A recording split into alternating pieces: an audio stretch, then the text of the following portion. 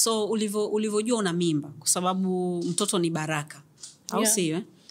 Ulikuwa excited kiasi gani? Au ulikuwa unawaza vitu vingine kwamba okay, so itabidi nichukue likizo ya nani? Hiyo itakuwa si miezi mingapi? Kulikuwa kuna hesabu kama za hivyo? I was excited, lakini unajua bwana, sijajua wenzangu walipitia nini, lakini ukishakuwa ni ujauzito wa kwanza, alafu ile tu kujua kwamba ndani yako kuna kiumbe kinakuwa yani wewe na Mungu mko kazini, mnatengeneza kiumbe, mnaleta uhai mpya duniani. Kwa kuna hofu za hapa na pale huwa zinakuja. Kiumbe hujakiona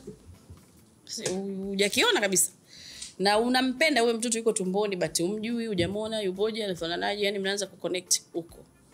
Kwa mambo ni mawili, furaha inakuepo, lakini na hofu pia inakuepo, kwamba ile siku wanasemaga is between life and death, ile siku yenyewe. Kwa kadri unavyoisogelea inakupa raha kwamba nitakutana naye sasa, lakini pia nitavuka salama, nitamtoa salama, maana inatokea unaweza kumtoa salama mama akapoteza maisha au mtoto akapoteza maisha. Kwa yani connection yako na Mungu inakuwa iko juu sana. Kwa hiyo unaanza kuwa wewe na Mungu mnaongea. Ushawahi kwenda kwa mganga kutafuta nini? Watu wanaendaga kwa mganga kutafuta wachumba. Wewe mchumba nitakutelelea hata barabarani. Kiukweli sijawahi. Okay. Yes. Sawa. Ni ushauri gani ambao why umeuliza kama nimekwenda kwa mganga? Random. Labda unataka kunishauri nini? Sina. Ni sehemu ambayo tunatakiwa kuwa tunaenda? Hapana, sidhani. Kidini. Mbona hujaniuliza kama nimekwenda kanisani? Ulishasema huko nyuma kwamba wewe sio mtu wa hivyo sana, lakini ukaribu wako na Mwenyezi Mungu. Nasikiliza. Ushauri gani mzuri umeshawahi kupewa katika maisha yako? Ushauri mmoja ambao unaweza kukumbuka ulikuwa ni wakati wangu mgumu sana. Ni ushauri nilikuwa na mchungaji. Aso unadaga kanisani. Vizuri sana, unajua sisi wadada wengi au wamama wengi tunaposhindwa kuoana na wale tuliozaa nao au kitu kinapotokea tunajisi labda sisi ni failure. Na kama kuna mtoto katikati utaruhusu maumivu yako yawe mengi kwa sababu unahisi kwamba sasa baba yake na mimi hatujaoana, tutaleaje mtoto? Utalazimisha labda for the sake of yule mtoto, hata kama yule baba hakupendi, ulazimishie uwemo. Yaani zile why sasa mimi nitalea vipi mtoto, itakuwaje mtoto? Mimi dream yangu ilikuwa niolewe, nilee familia nikiwa na kuna baba mama na mtoto. Umeelewa? Hivyo ni vitu ambavyo mimi pia vilikuwa vinanidisturb. Kwa sababu mimi I didn't want kuzaa mtoto afu ni separate na mtu ambaye nimezaa naye, cause nilitamani mtoto wangu alelewe na baba na mama. Kwa katika hizo wai zangu nikawa naongea na mchungaji. Akaniambia kwanza nikwambie kitu. Swala la mtoto nini yani hapa litoe. Unajua kwa sababu gani? Hakuna mtoto anazaliwa kwa bahati mbaya. Yaani kwamba mtoto ni bahati mbaya, hamna mtoto wa bahati mbaya. Hizi ni maneno zetu tu waga tumesema wenyewe. Ilikuwa bahati mbaya tu. Sio. Kila mtoto amezaliwa kwa kusudi. Na wewe na yule ni njia tu. Mungu alichagua mtoto aingie kwako, azaliwe, lakini atakapokuja hapa duniani ana kusudi ambalo Mungu kampa kulija kulifanya, kulitekeleza. Kama atakuwa mchumi, atakuwa rais, atakuwa mchungaji, ataleta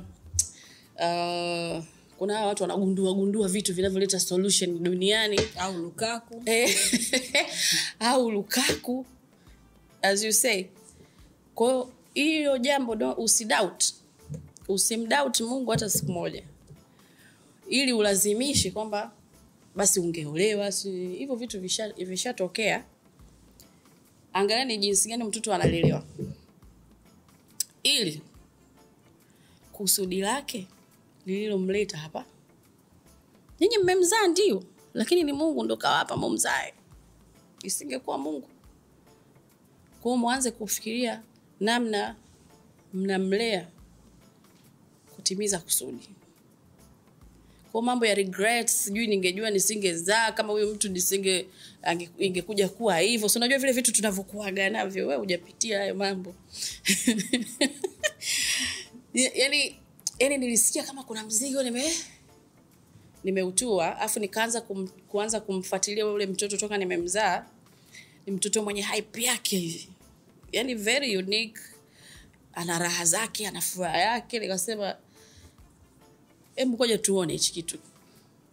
Tuone hilo kusudi linaendaje. So, ilinisaidia sana mimi kuweza kumlea na baba yake. Kila mtu akiwa na maisha yake, yupo huko alipo. Mimi niko huko na maisha yangu. Lakini yule alelewe ipasavyo. Kwa hiyo hata babake mimi sijawahi kumwambia usije nyumbani kwangu, usimwone mtoto, hakuna kumchukua. Unajuaga vile visirani vya vile. Okay, so nitakuuliza swali ambalo pengine hutataka kunijibu. Lakini mahusiano yako wewe, swali lako nimejibu sijajibu? Umejibu. Thank you. Vizuri sana. Wewe na baba yake, bahati mbaya au bahati nzuri, ni watu ambao mnajulikana. Okay. Sawa Kwa hiyo mahusiano yenu yalikuwa out there. Yaani tunayafahamu. Hayakuwa siri. Sawa kwa sababu kwanza mko mnafanya kazi sehemu moja, pili wote tunawafahamu. Yaani kila mmoja ana pati yake katika jamii yetu. Kwa maana hiyo basi swali langu ndo linakuja. Unadhani hakukutendea haki? Unajua understanding zinakuja baadaye. Baada ya why nyingi. Kwa sababu at the moment kitu kikaa kinatokea, kunakuwa na emotions ambazo hazikupi utafakari vizuri. Mawazo yako yanakuwa yako clouded. Kwa muda unaposogea na unakupa sababu ya wewe ku reason na kujumlisha na kutoa, alafu unakuja unapata majibu. Mimi naweza nikasema hakunikosea mimi. Sielewi. Kwa sababu labda sio kitu alichotaka. Unajua kwenye maisha wewe unaweza ukawa umehisi huyu ndiye, kumbe sie. Umeelewa? Kwa siwezi kujua yeye hesabu zake at that time alikuwa anaona nini au aliona nini au kitu gani aliona haki fit. Kwa mimi nikaja tu kwenye conclusion nikasema siwezi kumjudge kwa sababu tulivyokuja kuachana hatujawahi kuongea, yani ile kuanza ku look back and see nani alimkosea nani ilikuwa vipi, kwa sababu mimi na yeye tulivyotengana tu mwenzangu alimove on. Kwa moving on inakupa majibu tu kwamba labda kwake this is it. It wasn't it. It wasn't it. Sasa baadaye ukija kukaa katika tafakuru zako unaona kwamba haikuwa na ulazima ikuwa na mimi kama Alice, I'm not the one. Labda sim compliment enough kwenye life yake. Kwa hiyo hivyo mimi ndo niliji conclude. Na ilinisaidia pia hata kuheal na kumove na maisha yangu bila kumchukia wala kuchukia chochote. As I told you, mimi nilikuwa naye katika mazingira ambayo hadi leo tunaweza kumlea mtoto, lakini laiti ningekuwa na kunja tunakasirikiana, yani kama naonaga watu walioza pamoja wanataka kuuana, tusingeweza kulea. Tusingeweza kulea. Kwa mimi ile na pia kwenda kanisani, kuongea kiroho, kiimani, kuna vitu unajumlisha tu unaona maybe there was a reason.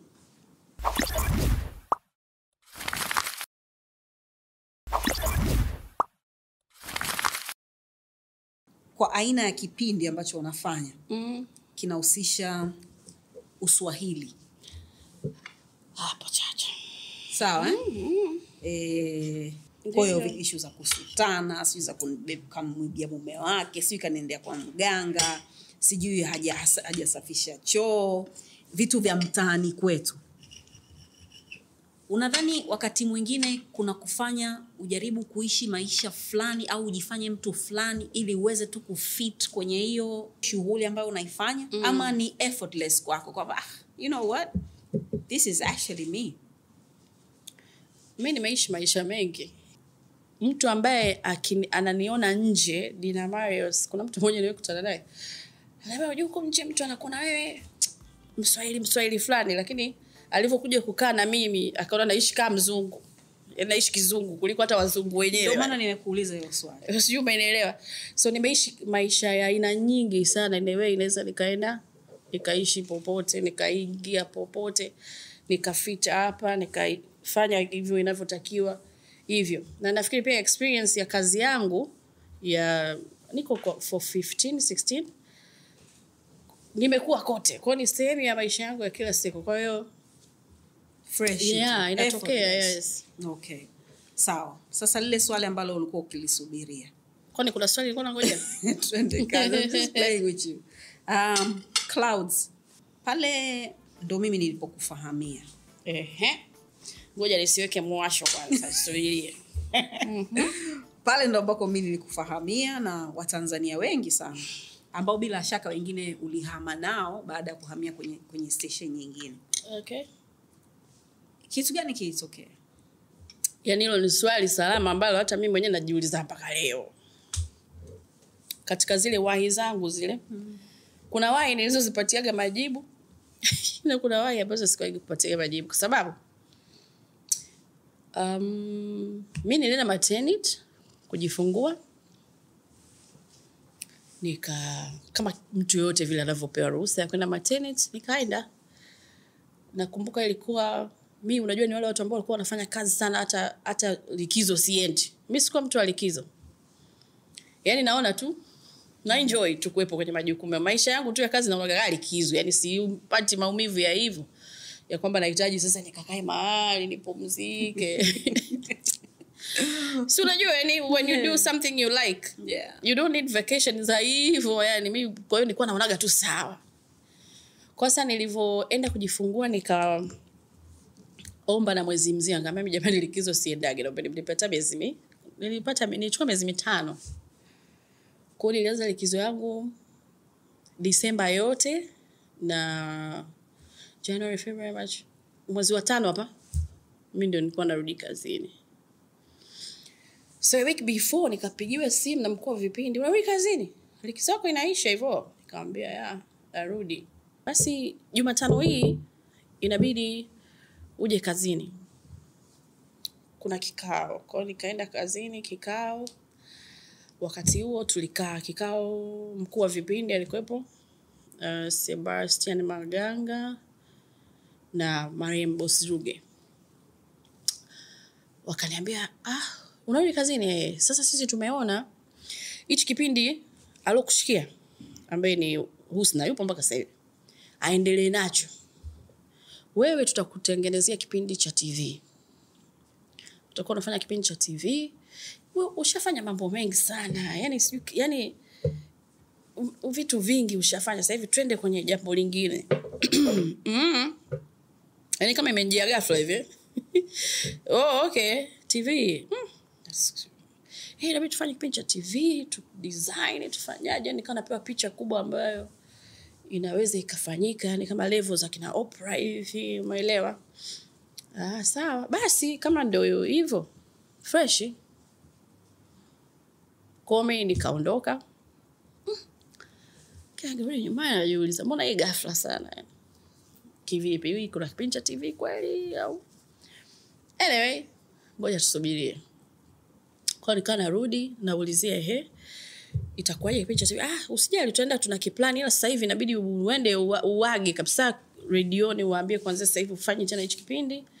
Umwachie Husna endelee nacho na nini na nini. Sawa, hamna shida. Kwa hiyo nikaplaniwa wiki iliyofuata nikaenda kuaga kabisa, yani kwamba hichi kipindi kuanzia leo napenda niwaage wasikilizaji wangu. Ataendelea nani, mimi ninahamia TV. Tukaishia hapo. Sawa. Kaambia boss, mimi nimeambia nahamia TV. I trust you. Sawa? Sawa. Sasa nikaanza sarakasi za kufuatilia hicho kipindi. Mara tuchore studio, mara tufanye nini, tufanye siku zinazidi kukatika. Mara hicho kipindi sikioni. Siku zikakatika. Unajua mimi nilikaa mwaka na kama miezi 8. Mwaka? Almost 2 years sasa, na miezi 8. Kukuwa na kipindi. Hata studio? Hapana, niliambiwa inajengwa, nikaulizia. Mimi ndo mwenye kipindi. Mimi ndo niliambiwa kuna hili jambo. Hadi aina ya studio niliyokuwa nataka iwe ni hii hapa. Naomba niione, haikuwepo. Baadaye unajua maneno yakawa mengi. Si unajua mkiwa kwenye taasisi moja, utasikia huyu kaongea hiki, huyu kaongea hiki. Wale unajua kufukuzea kwamba toka. Wamesema tu hivyo, wamefanya hivyo kwa sababu hawakutaki. Hawantaki nimefanya nini? Kitu gani? Kimetokea nini? Nikawa natafuta hamna hata mbea mmoja wa kukupa any hints wala detail ya how, what which, happened, where, when, what is it? Upati majibu. Sasa hiyo miezi 8 inayomalizikia EFM ndio wakawa wameanzisha kituo. Nikawa napita tu kwa nasikia EFM Mkude Simba wanaongea nini. Mimi unajua mimi na supporting system kubwa ya mashabiki ambao wengine sasa hivi wamekuwa marafiki.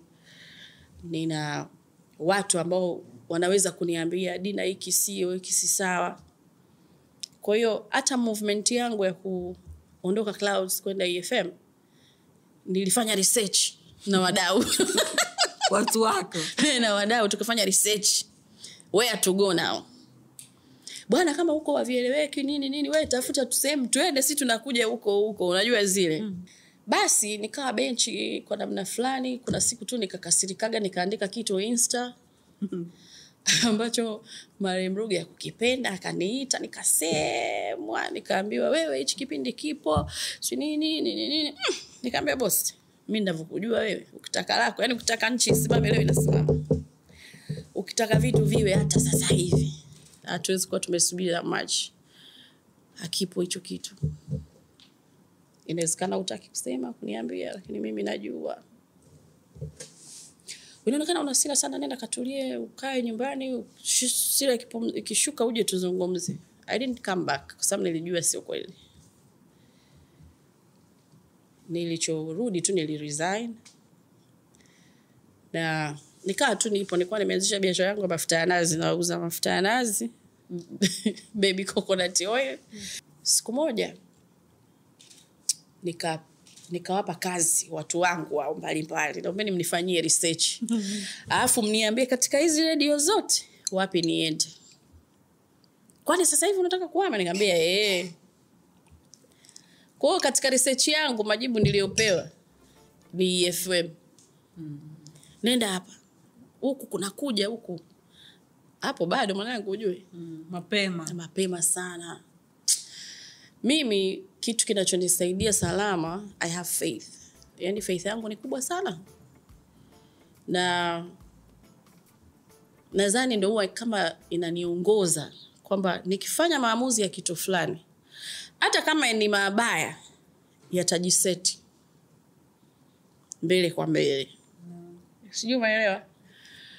And maybe huu mlango umetosha. Hata ni usukume, ni ubomoe, ni bomoe ukuta. Maybe huko riziki shaisha. Unajua Mungu akitaka kutransform kitu na kufanya uncomfortable, mpaka yani ujisikie mwenyewe kusogea. Nikasema ndo najua. Nikakutana na Sebo, ngambia nipe mkataba niuone. Nikauona mkataba, tukaongea pale. Basi nika join. Na I went back kuaga. Niliambia mimi inaonekana hapa sina cha kufanya.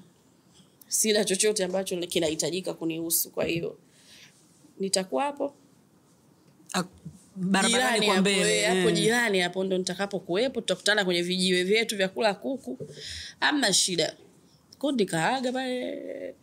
I think I still have something.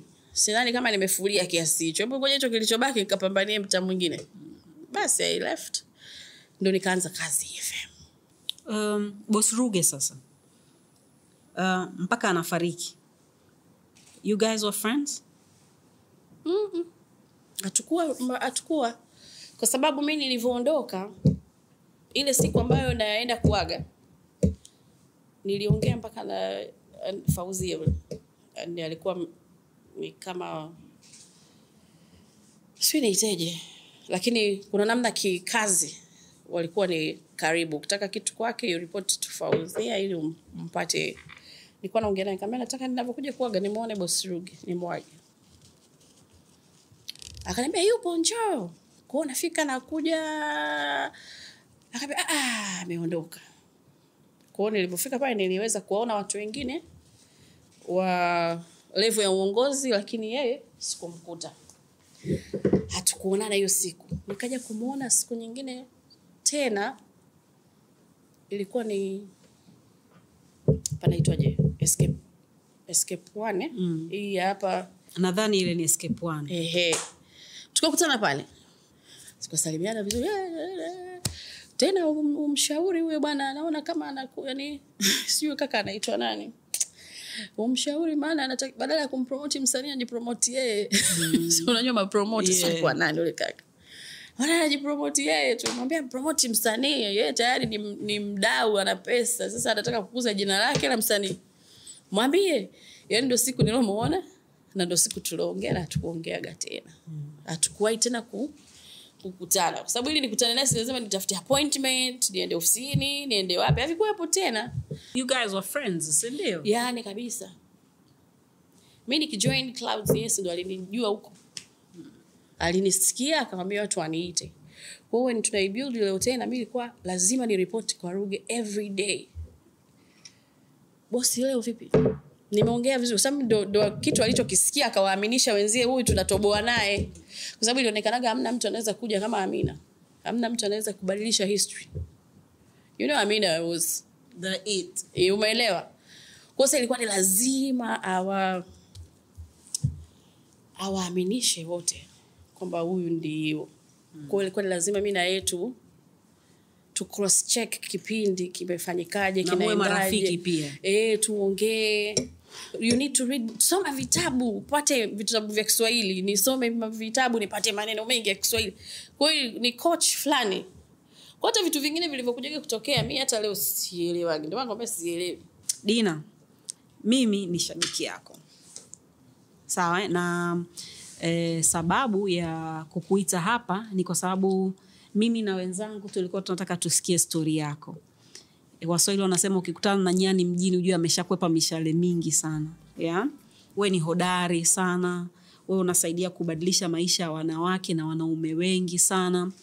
Vitu vyote ambavyo vimekutokea katika maisha yako ambavyo vilikufanya ujisikie vibaya ama ujisikie mnyonge ndio ambavyo vilikuwa vinakujenga uwe huyo ambaye uko sasa hivi. Kwa hiyo kitu kidogo nimeshare, maybe tunashukuru. Kuna mahali kitasaidia mahali, sio kidogo. Yeah. Kwa pakubwa tu. Haya. Kwako wewe asante kwa kututazama. Unaweza kutuandikia, kutufollow kwenye Twitter, Instagram na Facebook, atuambia mawazo yako, ukampa Dina maua yake wakati bado yuko hai kupitia Yaston Town, ndio jina la channel zetu kwenye social media. Kwa niaba yangu na kila mtu humu ndani, sisi tunakutakia kila laheri na take care.